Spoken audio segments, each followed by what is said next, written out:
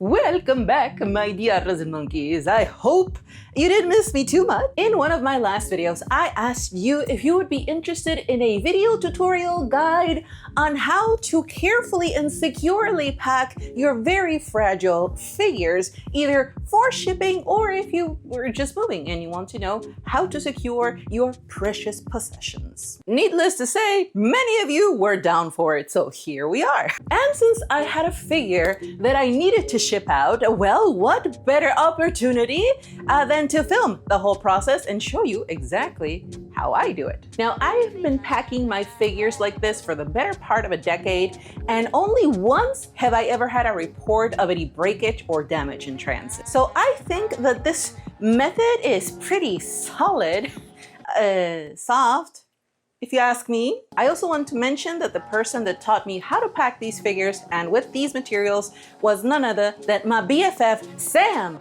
from Emerald Angel Studios. Go ahead and follow her on her Instagram. Let her know Leona sent you. She gave me the okay to share this method with all of you. So give her a like, show her some love and let her know that we got her. The specimen that we will be packing for this video is none other than our beloved Bayonetta, a figure that I so lovingly painted and finished just a couple of months ago. If you haven't watched that video, please, I implore you, watch it after you finish this one, because I know a lot of you will have a lot of questions regarding the figure. That video answers all of them, I'm pretty sure. Now, this is just my way and my method of packing figures. There are many ways to pack figures, but this is just mine. And if you don't like it, then why the hell did you click on this video? So, without further ado, let's get packing. Let's prepare Mother for her long journey home. She's quite big and fragile, with lots of little intricate details that need to withstand the care of the postal carrier. Again, please go over and watch the video of how I painted her, because I did prepare her for shipping in that video. I've been told that it's an award-winning 2-hour feature film, and not gonna lie, I think that while she gave me hell, the final result was worth it. Not to mention the killer photography I did for the final reveal. Yes, I don't like to toot my own horn, but very little people seem to acknowledge that nowadays. It hasn't been an easy journey to learn how to not just take pictures, but edit them to make them look amazing. Even though I've been using Photoshop for many years to get those pictures out, I haven't really delved into using Lightroom because I didn't know what I could do with it, much less combine them. I recently found a great class called Moving Between Lightroom and Photoshop, Edit Fast, Edit Smart by Lisa Snyder. This was in the photography courses over on Craftsy, which coincidentally is the sponsor of today's video. Craftsy is a great online resource for all things in the creative fields, offering more than 2,000 exciting classes over 20 popular categories like sewing, quilting, knitting, cake decoration, crochet, just to name a few. And in my case, I found Lisa's class a lifesaver in the photography category, which I immediately was drawn into. First of all, I was a total noob when it came to Lightroom. Other than a little bit of color correcting, I never knew how powerful it could really be. Something that really blew my mind with this class is realizing that I could add my logo watermark on all the photos at the same time, instead of going over doing it one by one in Photoshop like I used to, and trust me, it felt like an eternity. And now that I know how to use Lightroom at its full capacity and then Photoshop as a support, it's completely changed my workflow. All their courses are provided by very talented and skilled professionals visually through video. You also have the ability to connect with other crafters, makers, and DIYers to ask questions, share ideas, and be inspired. As a member, you'll have access to Craftsy's live streaming tutorials where their expert instructors share their tips, answer questions, and engage with the community in real time. The first 1,000 of you to click the link in the video description will get a full year of premium membership to Craftsy for only $1.45, valid for new members only. Thank you to Craftsy for sponsoring this video. My material of choice for packing very fragile figures is foam, but not just any foam. This is Kaizen foam. Our mother is quite large, so this sheet size will be perfect for her. Second, I have my trusty heat cutting knife to cut the foam, a table to place the foam, and some shade to work outside with it. I also forgot to mention you need a big-ass ruler, very handy to spank anybody that comes over and dares to tell me what to do. Looking out the window, That's a paddling. I am taking out 3 sheets that will basically be cut in half. These are 2 2¼ inch sheets and 1 1/8 inch. What's so very versatile about these sheets is that they are layered and you can easily peel them to adjust the height, which I will show you later in the video. Normally, I measure twice and cut once. The size you'll cut the foam at is basically the size of the box you will need. Each layer will be stacked on top of the other to create a nice little cradle for each piece in between all of it, if that makes sense. What I do want to note is that you can definitely use a long box cutting knife to cut the foam. That's how I used to cut it before, but it took ages, so that's why I switched to a hot knife. And once cut, these are all the layers that I will be stacking to create packing modules. We're going to modulate these foam pieces together. In order to cut the foam, we need some guides. Please don't come at me with the camera angle and the place where I'm doing it, because I didn't have space on my desk for this. So shush it. What I do is trace the edges of the pieces, of the parts of the figure, that will be packed over some paper to create patterns to help me with the cutting. Bayonetta was worked so that her arms, ribbons, and base were separated to help with safe transportation. I highly recommend you watch that video because I do go into a bit of detail on the subject in case you need some guidance to plan your own figures for shipping even before you start painting them. Now that our parts have been silhouetted and made into patterns, we can now safely package our pieces in plastic. We first need to safely pack everything that dangles and that could and will scratch and fuck up our precious paint job. That means taking care of her charms by wrapping them in tissue paper and only using hobby tape to secure everything. This tape is not as tacky and helps your client in easy removal without any risk of damaging the parts. Once the charms were wrapped, we are now securing both her charms inside the little plastic bag. Because again, scratching, we want to avoid scratching everywhere.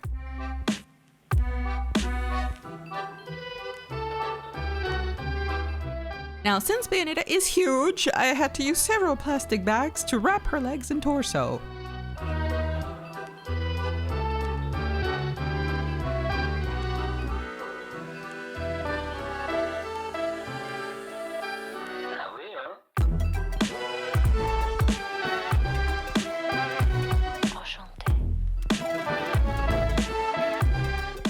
Once everything was secured and wrapped up, we can now proceed with cutting the foam that they will be packed in. With our patterns, now we can go back to the foam and trace them on the first layer. Now, it's important to note that it's best to move the patterns around before slicing so you can arrange pieces before you cut. This is to maximize your material usage. This foam is fucking expensive and it's best to not waste it. Which in my case, hindsight is 20/20. Something important that I have to mention here is that the original measurements for everything was going to be 25 by 25 by 22 inches. This is because I like to leave a good margin of space between the edges of the foam and the where the figures are going to be inserted in said foam. That way it helps better with shock absorbency in case, you know, the package gets fumbled or tossed somehow. However, as soon as I entered those measurements and the weight of the package into the USPS website and clicked to get a quote to send to my client, yeah, it came back as blank because there was no service to Australia. For that size of package, they had no service available for that. So I had never sent the package this big before. So what did I do after that? Well, I just went to FedEx, UPS, and even DHL to get a quote for a package that big. And that was insane. That was a no-no on my part because I was getting back quotes of $1,600, and I'm pretty sure neither I or my client would ever be paying something like that. So what I did was I had to come back, rethink, recalculate, remeasure, and reorganize the way that I was going to cut the pieces into the foam so that I can make a miracle, create a miracle, and make the box smaller somehow. And I mean small by just a few inches so that USPS won't tell me to go fuck myself. as soon as I arrive at the post office. Obviously, this was a huge figure and it needed a huge box. So in order for me to be in the limits of the package dimensions that they have for service, I literally had to cut corners on everything so that I can still be within that limit. This meant putting all the pieces as close to each other as possible to basically shrink the area where she was going to be packed in. All this while trying to avoid having very low shock absorbency for the pieces that are in the box. Hence why you see a smaller sheet of foam from this point on. Now, our base, or what we will start with, is the 1 1/8 inch foam layer. The second layer has the main cuts of the body and the arms. Obviously, her guns and arm hair protrude from the first layer, and that's where we start to prepare to cut the next layer that will go on top of this. How I do that is I turn over the foam, place the one on top of that one to create a mirror pattern. When cut, the top side of that layer will be turned over again, and it will work as the new top for the original layer, if that makes any sense, which I hope it does, because I know it sounds really confusing, but hopefully once you see it, you understand. I will only slice and make new mirror cuts in the areas where the parts protrude, leaving the rest of the surface completely untouched. Save those plugs because you'll need them to help you with cushioning later. The arm position is not at the same level as the hair, and it needs to be supported so it will lay as flush as possible to the surface you're placing it on. You'll basically be creating a new support layer or level for the bottom of the arm.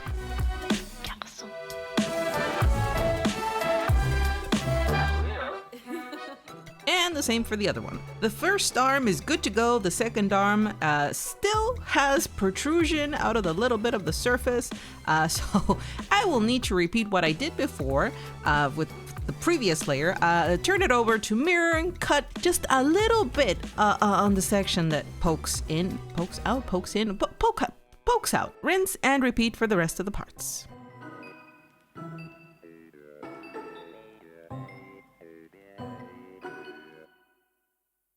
Now that all the shapes for the packing have been done, it was time to glue our foam layers. But again, this is only to make several modules of them. I'll explain that in a minute. What I do next is place all the parts in their packing sockets and assess where there's any wiggle rooms or gaps in between the figure and the foam to make adjustments. For example, here, I saw that the foam was not flush to the bottom and then realized the problem was her bootay. I went back, shaved off a bit to make way for that ass, and voila, crisis averted. What I'm doing now is just seeing how well the plugs lay on the foam. A little area where the gun pops out still needs a bit more shaving, so I just took my X-Acto knife, cut it up a bit, and just removed it with my fingers. Some of the plugs do sink, but that's fine for now.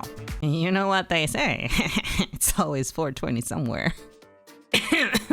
Since I still had the ribbons that needed to be secure, I took the same X-Acto knife and cut about 1 inch into the foam and then carefully ripped it out to make way to place our little baggie with our ribbons.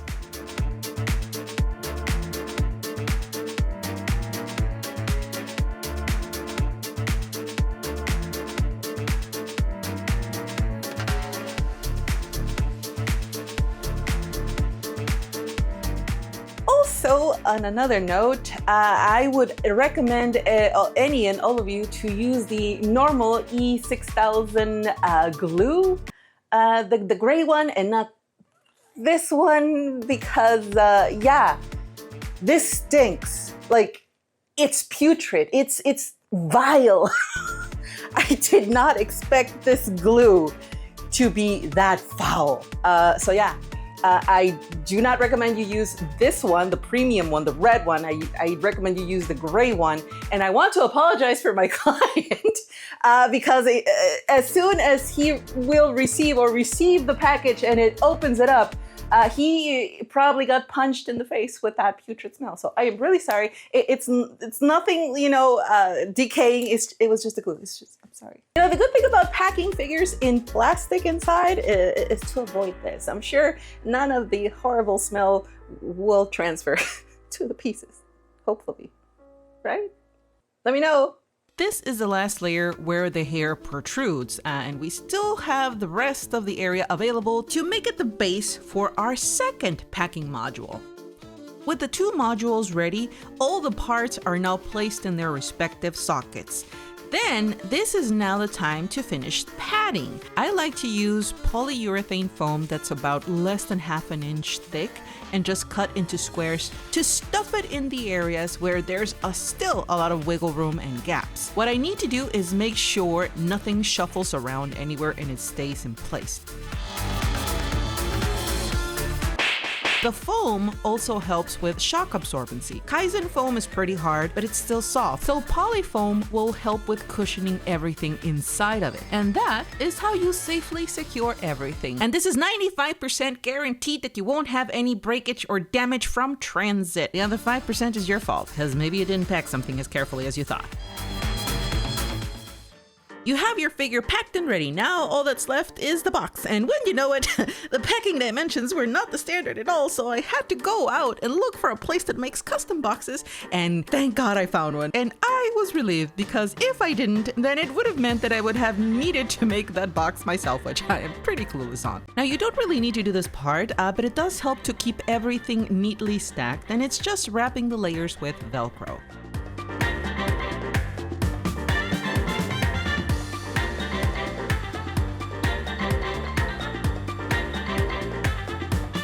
With the box ready, it was now just a matter of slipping your foam block in and finish padding with more bubble wrap and peanuts for good measure.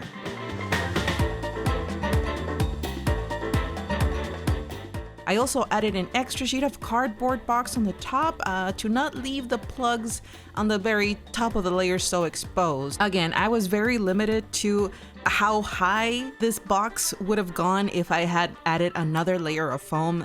It would have basically meant that the Postal Service would have rejected the package. These are the corners that I had to cut in order to send the package still within the limit of service. Any other package that I would have sent, I would have added another layer of foam on the top, because honestly, this was a very, very special situation. The final dimensions ended up being 23 by 18 by 10, and I barely made it. And when all was said and done, off to the post office we go. And that, my little resin monkeys, is how I pack my figures. Hopefully it will help some of you to tackle your own packaging and get ideas on how to best pad everything and cut and stuff. You know what I'm talking about. Hopefully it'll help. Hopefully it'll help. Bayonetta was such a challenge to paint and finish. And she wasn't done with me. No. She was like, oh, we're done. Oh, I'm leaving? Oh, I'm gonna have a fun time with you before I leave. And she just had to make shipping her just as difficult. By now, she would have reached her owner. She should be home. And if they do like an unboxing video or something, I'll be sure to share that over on my socials so you can see how she arrived and the state and everything, and how safe my you're gonna be able to witness whether my packing was actually good or not. If they make a video. I'm not saying there will be a video, I'm saying if, because he mentioned that he might do an unboxing. I do have a new figure video for you this week. I am just finishing the editing right now, but that video is going to go up next week as soon as you see this one. And we're going back to my roots. And I hope you guys will enjoy it. It's also going to be like a throwback to 5 years ago. So I hope you'll enjoy it by then. Until next time, my dear resin monkeys. I miss Mother. Please take good care of her. Keep her away from direct sunlight and water. Don't touch her with your dirty hands. And please, let her know that I will never forget her.